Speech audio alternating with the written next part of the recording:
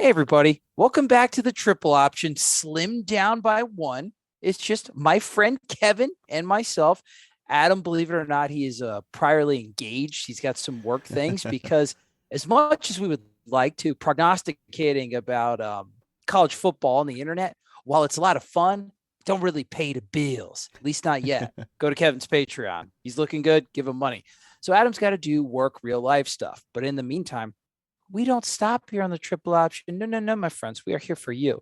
We are always here for you. So we're going to be continuing as we march towards the completion of our position preview series. And we're going to talk about a subject that's near and dear to the hearts of any Norvell fan, and that's the running backs. Kevin, how you feeling, buddy? You ready? It's just me and you. Are you terrified? Are you scared? There's no bald buffer, no Adam.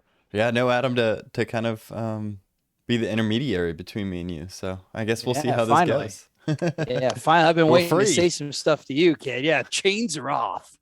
Listen, we almost thought about like just doing the offensive line and the defensive line to just like piss Adam off. But no, no, no, no, no. We'll leave the trench monsters up to our trench monster, Adam. We're gonna talk about running back. So before we get into like the specific names, uh Kevin, you have a really good knowledge of Mike Norvell's offense. Check all the videos on the X's and O's YouTube page where you've broken them down in depth.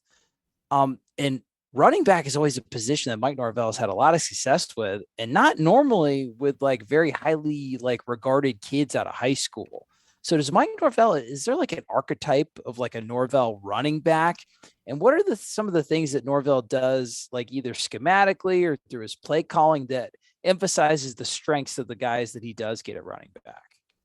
Yeah, so to talk a little bit about Mike Norvell's running backs and his success with running backs, you kind of have to look at his scheme first. So I just disappeared. But It's back now. Perfect. so let me move this guy over here. So Of course. what Mike Norvell does and kind of the base running play that he's worked with so far in his time in Tallahassee has been counter. So he runs a lot of counter, and what that kind of implies is a kick out block by the guard and a wraparound through by the tight end here, and the running back takes a counter step and follows. So this is what's called a Okay. gap play. In comparison to something that's a zone running play where you might have all of the linemen stepping the same direction, a gap play is really trying to hit one specific gap. So you have all of these offensive linemen blocking down. So this guy doesn't have anybody, so he'll work up, and so they're all blocking down, and then this kick out kicks off this end, and you hopefully work up to the safety, and you get a gap here. So what that enables you to do is to get downhill pretty quickly. So after this Mm-hmm. counter step, you can get down through the hole. And what you see a lot in his backs isn't necessarily blazing speed or outstanding athleticism compared to other college running backs. It's Right. just an awareness, an ability to. This is a pretty simple read, but it's you see that they hit the hole in a timely manner. They have patience when they need to. So say this play gets blown up. Sorry, I drew that. That's not right. He's going two places at once. I like it though. It's very let him. Yeah, that's good stuff, bud. So they have kind of a balance, and they kind of have they have good balance. They have good awareness, and just hit the hole and get upfield fast. You'll very rarely see negative plays by a Norvell running back. So I guess the to contrast that with the zone scheme, what you're talking about on a zone scheme, normally it takes a lot of communication within the line. The benefit of it is that it gives the running backs a lot of options, a lot of cutback options. This type of scheme doesn't necessarily do that, but it's more decisive. It's more authoritative. The running back knows I'm hitting the C gap. The offensive lineman know that guard on that left guard knows that he's going to pull. He's not going to do the whole down block and then kind of pull. He's going to pull so it's defined. Now, does Norvell use any like zone concepts in his scheme at all, just to like mix it up, or is it mostly like that gap type of running stuff that you just outlined there on the whiteboard? He does run zone. There's a fair amount of zone, and it would be virtually impossible to be a college offense without running any kind of zone nowadays. Right. But um, Yeah, there is a fair amount of zone, but he wants to run counter. He wants to establish the power running game, the gap running game, hat on hat, get the guy going through the gap, get up field.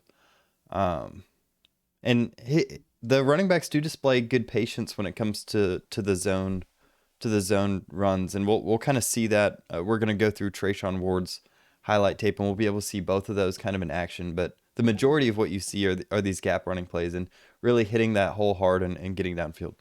And I've heard you say it a couple times. Patience, patience, patience, awareness and vision.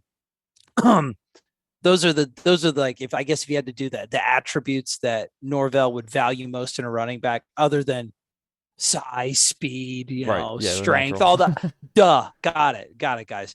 But as far as like the traits that can be taught and can be like imparted onto them during his tenure, a good Norvell running back is going to be a patient and a running back with a lot of awareness and vision, right? So I think we should keep that in mind as we go through the names. Now, Florida State does have to replace Jashaun Corbin, who was I thought a very productive running back. Definitely a guy who got better as his time in the program got longer. Obviously, that's a lot of it due to like recovering from, I think it was a hamstring injury that he had at Texas A&M, but also just he looked like a better running back, especially last year, as far as with the awareness and the patience. So hat tip to Mike and old David Johnson, Coach Yak. Now, so you're going to have to replace that production. Now, I feel it's a conversation that I think we've had on this show a little bit, which I think is interesting. Mike Norvell's strategy when it comes to the personnel of this room, right? If you look at how they recruit, like offensive linemen, for instance, they cast a wide net. They have plan A, B, and C. They do the same thing with a lot of other positions. With running back, to my knowledge, I think the only high school running backs, and please correct me in the comments, my YouTube friends, I think the only high school running backs Mike Norvell has taken was Rodney Hill this year, and then maybe Lawrence Toafili in that transition class, but that was a guy that was kind of like inherited from like Willie Taggart. Other than I don't remember them taking a running back last year. Was there one that I can't think of?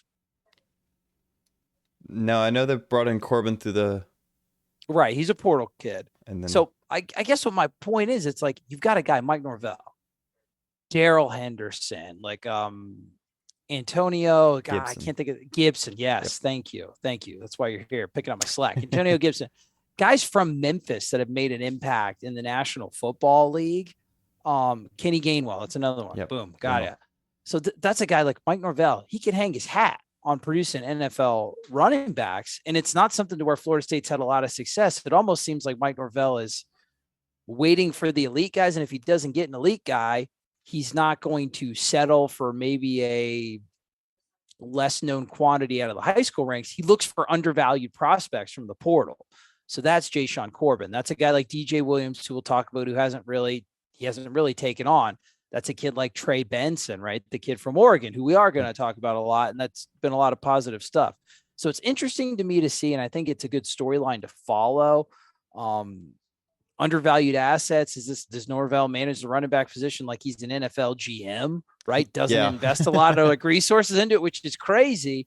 Or like maybe he's just biding his time till Florida State gets the elite recruits. I'm a little perplexed by the recruiting strategy, but I guess before we talk about the individual names, what do you think about that? Do you think that that's a viable strategy in college, or listen, man, load up on talent at running back, especially with the type of offense that you run, Mike?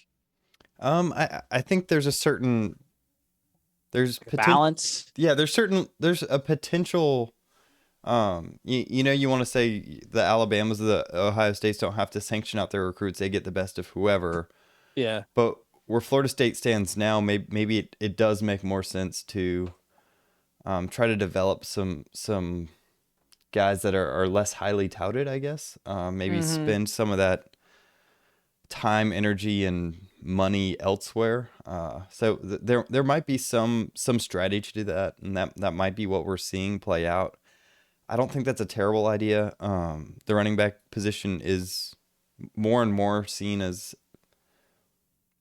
one that is less valuable than other positions, like in the NFL, and so right, like less individually valuable, but like the skills that you're looking for, especially with a guy, and that's why the whole thing kind of confuses me because there's a lot of things you could say about Mike Norvell, positive and negative. We said it on the show, but he seems to have a real eye for evaluation. Like he's first to offer a lot of guys before they blow up.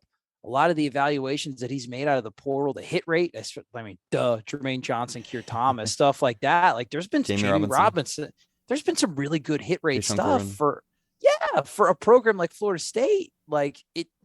So we'll see. I think it's a very interesting storyline to watch, and I'm interested to see, can this strategy work? Can you moneyball the running back position while you focus resources on other stuff? Ideally, you want to get back to the Ohio States and the Alabamas and recruit everybody at a high level. But here we go. This year is going to be kind of proof of concept to see. I just wanted to talk about that because that's something that I think is a very interesting conversation that I don't hear a lot of other media outlets touching for some reason. I don't know why. Just dig a little deeper, guys. It's fun to talk about. All right. The main name, I think, and you mentioned it, Treshaun Ward, guy who started off as a walk-on, king of the spring, dope name, big fan, awesome nickname. A guy that has really risen to prominence and was a big piece last year. Now, it seemed like, and once again, correct me, comment section if I'm wrong, he seemed to be more effective at the beginning of the year. Now, I don't know if that's something to where injuries played a part in dampening his effectiveness. The offensive line got progressively banged up as the year went on. You saw that particularly the interior of our offensive line with Maurice Smith and people getting dinged up. And you saw a lot more of the swing offensive line pieces like Brady Scott. So we'll see, was it Treshaun Ward being ground down by the rigors of an entire season of work coming from a walk-on? Or was it just, no, he's dinged up and he's ready for a full workload? Kevin, what gets you excited about Treshaun Ward's game? Yeah, so let's jump into some film. So perfect. Treshaun Ward is kind of good place to start. Touchdown. I like it. He's kind of like what I think of when I think of not the stereotypical Norvell back, but almost like the caricature of a Norvell back.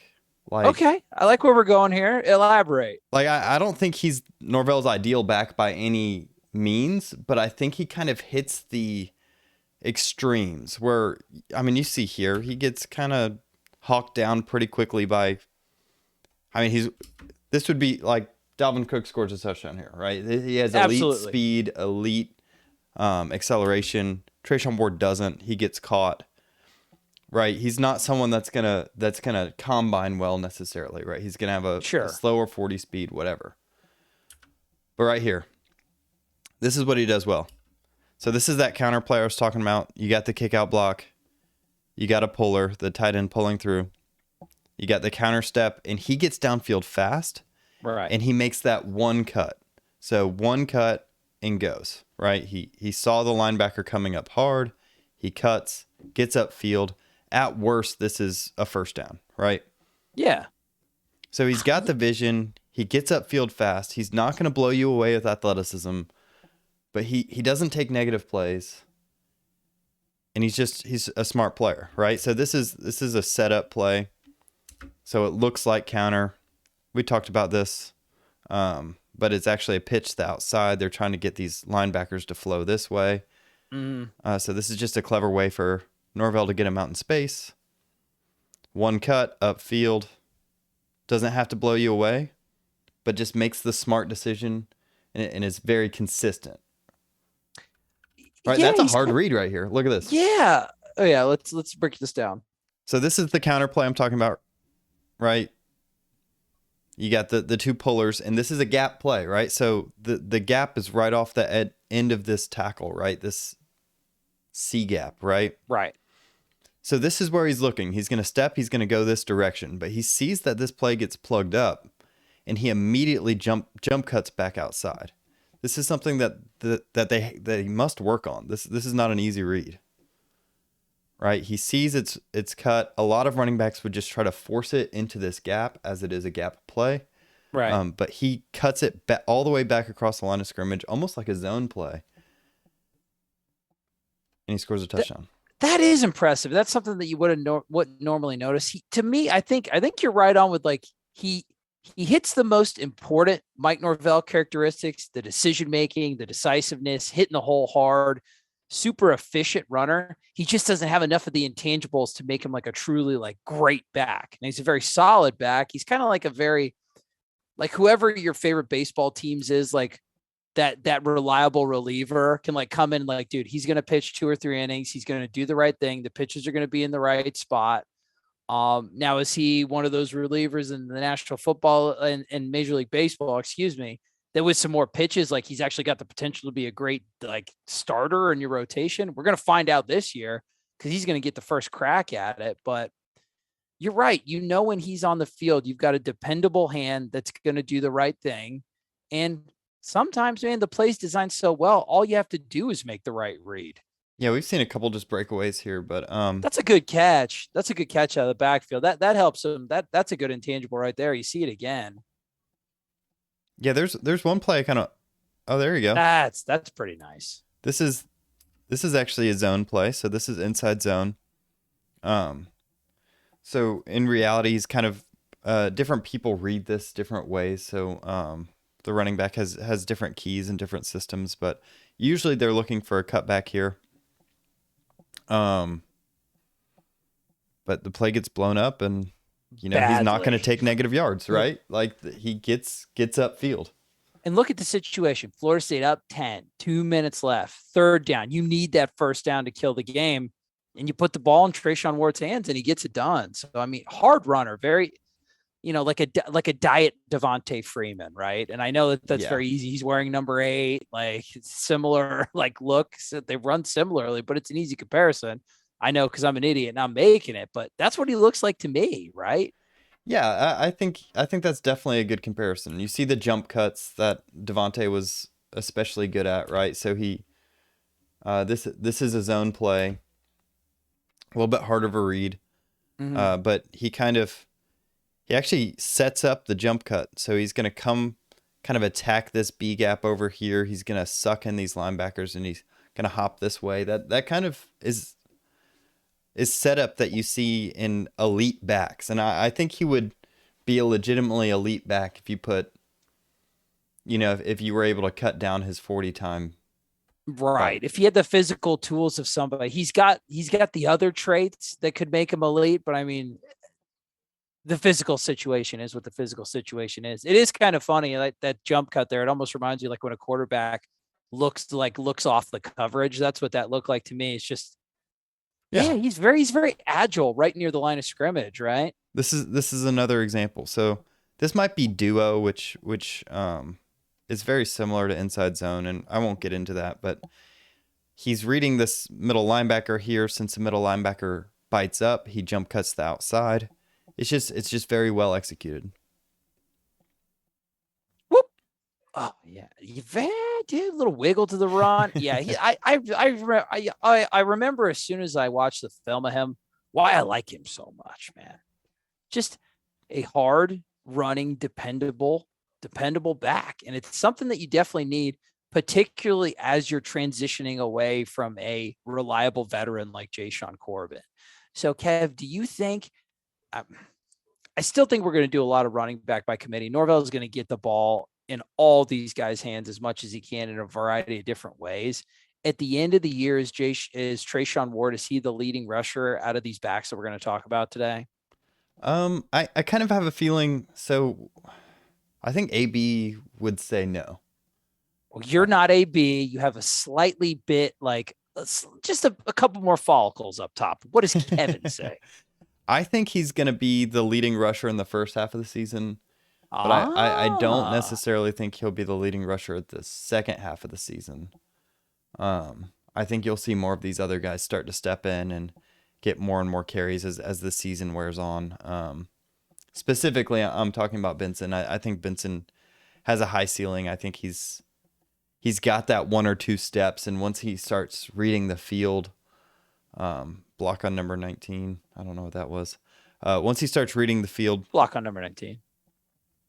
Like if you can get Benson to read the field like Ward can read it, he's got the tools that Ward doesn't necessarily have. Gotcha. And we don't, believe it or not, he's played about approximately 4.5 seconds of college football. So we don't have any film of Trey Benson, but let's talk about him next, because he's a guy that came in definitely the most controversial take out of the transfer portal from Oregon. Him and People Vance. were people were legitimately pissed, right? They thought he's been dragging his leg behind him, just just a flap of skin and tendons barely hanging on. Just they thought it was going to be grotesque, right? Like the Walking Dead, Dawn of the Dead leg, Trey Benson. Well, he's come in, he's fully healthy as advertised, and he's really been, I don't want to say he's been the star of spring football, but man, I've seen his name so much more than I expected to. And you got to see him in person. So let's talk about Trey Benson next, because I think it's very telling to me, Kevin, that we're talking about Treshaun Ward. And the next name that you transition to that you think is going to be maybe the next biggest contributor, at least by game 6 or 7 on, is Trey Benson. You got to see him in person. Why do you think that? So Trey Benson kind of represents the ideal body type of a Mike Norvell running back. Okay. Where Treshaun Okay. Ward is the caricature of what they turn into and how he can turn someone who's a walk-on into a solid back. I think Trey Benson is more of what he's wanting. He wants that guy that's 6 foot tall, that's got muscle, that can be an every down back. You can use him on third down, you can use him on first down, that has great downhill speed and can make that one read, that one cut, and get downfield and run people to the end zone. So Right.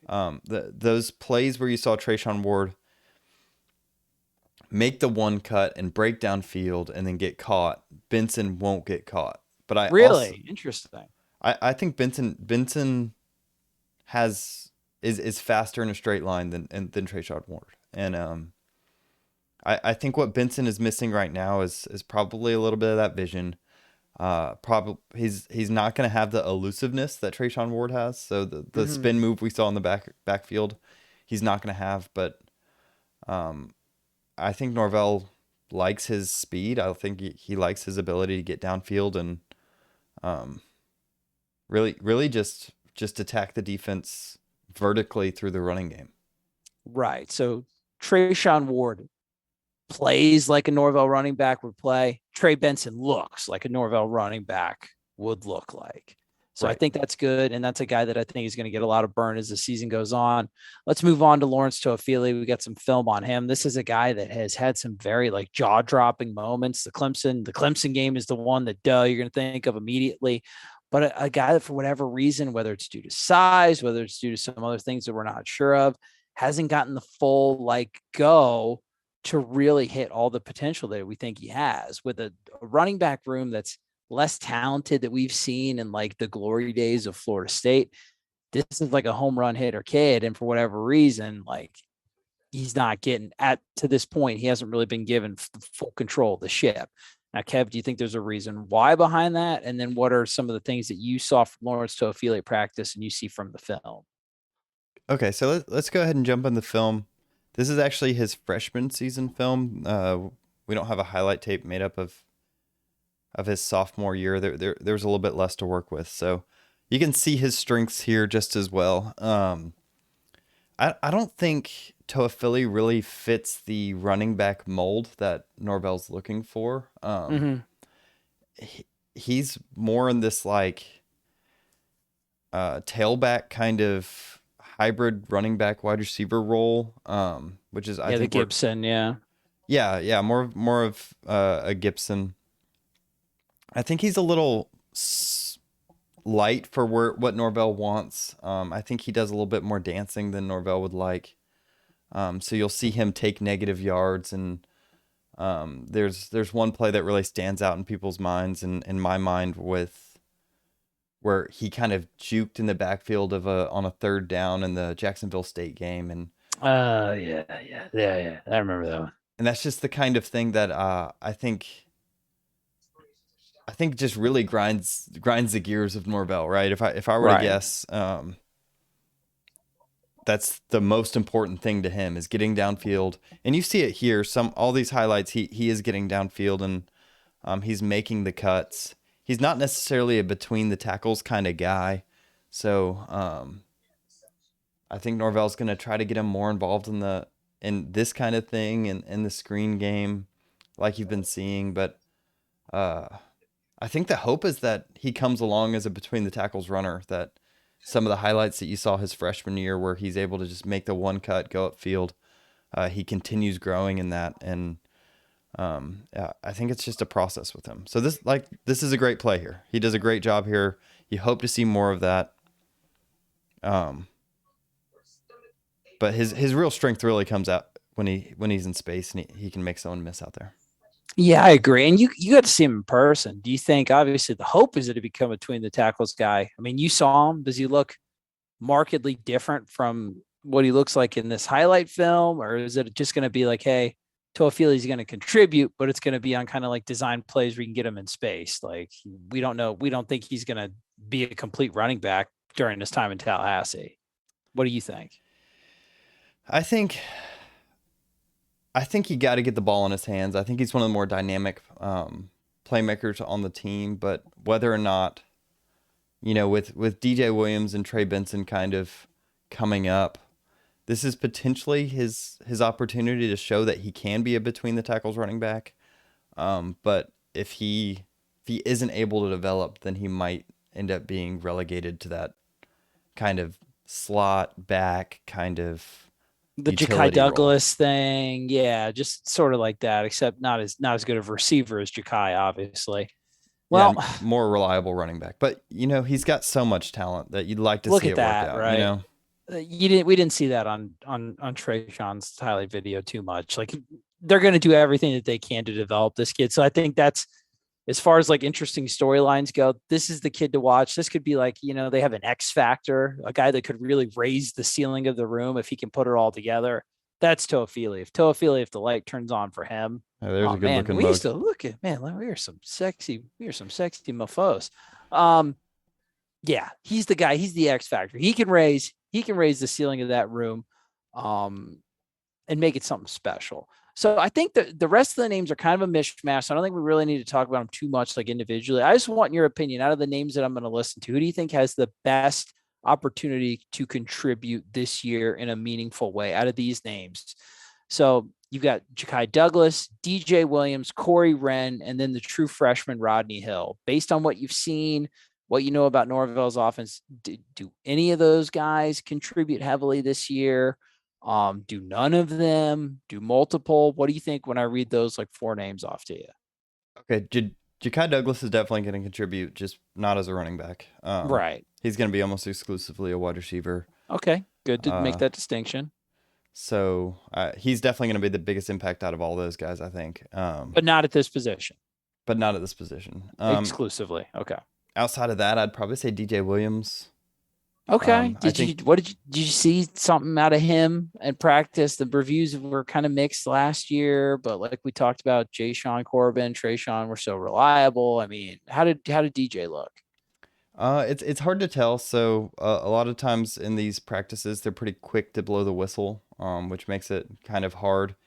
He's a between the tackles kind of guy. I think you'll see him get some run in some third down situations. I think as it stands now, he might be one of those guys that's just a utility player for you, a third down type back, a guy you bring in as a bruiser, as someone to wear down short yardage. Yeah. One guy not on your list that might surprise some people is Campbell, the walk-on. CJ can't. That's okay. He is not on my list, but yeah, he's kind of like Treshaun Ward from a couple years ago, right? CJ Campbell. This is the walk-on running back. I forget exactly where he's from, but another one. It's like, why are they talking about this kid so much? Is it because like it's a diamond in the rough, or the room kind of sucks? We're gonna find out. I think this is gonna be a name, the CJ Campbell, that fans are gonna be real familiar with after the spring game. In the same way that they were with Treshaun Ward. And then a couple years ago, Deontay Sheffield was the darling of the spring game, right? Yep. I mean, what'd you see out of CJ Campbell? Yeah, he's got some of the intangibles that you see from Treshaun Ward. The vision, the awareness. He makes some of the jump cuts that Ward makes. And, he's just managed to find himself space. He's managed to break off a few long runs, more so than anybody else on the roster. And so just from a human perspective, that stands out, and it's hard to ignore when you see the same kid running Over and over and downfield over again. untouched, So whether or not that translates to success in the fall, like you said it, Deontay Sheffield never really panned out, but he looked fantastic in the spring. But Yeah. Treshaun Ward did pan out after looking fantastic in the spring, and so I think if this kid is a contributor at Florida State, it's going to be one of those things where, like Ward, you see him, you notice him, and maybe a year later he looks a little bit better, and you think maybe this guy can take some snaps, and when he gets his opportunity, he might shine. So, Couple flashes there. He's going to get the opportunity to expand his role. Is he going to be able to take it? That'll be interesting. Right. So I think he's a guy to watch in the future, but I don't necessarily think his impact is going to be this year. Couple storylines to monitor, threads to monitor. Is this do they add in the transfer portal after the spring? I personally think they don't, but they definitely could. You never know who's out there after spring. So I think it's a more interesting position group that people give it credit for. Kev, before we sign off, and I go 10 to my poor sick son, little guy. He's got his stomach's not feeling good. What do you think? You think running backs, you think they're going to be better or worse than last year? And do you think it's going to be a strength of the offense, or if it's going to be ultimately a detriment before we sign off? I would be surprised if any Mike Norvell team's running back room was a detriment. I think the names don't pop off the sheet, but I think they get those kids prepared. I think they work well with the offensive line. I think the offensive line is going to be improved. It's going to make them look better. Jordan Travis is going to be better if he stays healthy, right? That should help them out. Wide receivers being better should take, some numbers out of the box, should just make life easier. So I think all around the offense is going to be a more finely oiled machine than it was last year. And I think they'll benefit from that. I wouldn't necessarily say that there's more talent on this squad than there was last year, but I think it was a strength last year. And I think it will at least be average in this next season. And may have better production because of all the space that they're going to have to operate. Well, speaking of operate, we just operated another fantastic episode for you guys. Listen, I know you guys missed our big bald teddy bear. He's going to be back. He can't work forever. He's got to dick around with us eventually. He's coming back. But in the meantime, go to the X's and O's YouTube channel, subscribe, turn the notifications on, but ding, tell your friends about us. We're here all spring. We're going to be here in the offseason, and we are going to be getting you ready for Florida State's first game. Go to the Patreon if you like what Kevin and I do, and just throw Kevin some money, bro. He deserves it, man. Look at that. It's just a generic brown shirt. I don't even see a label. Lame. Let's get our man in Gucci. Let's get him looking fly. For Kevin Little, I'm Trey Rowland. Thank you again for choosing to tune into the Triple Option. Keep chopping on.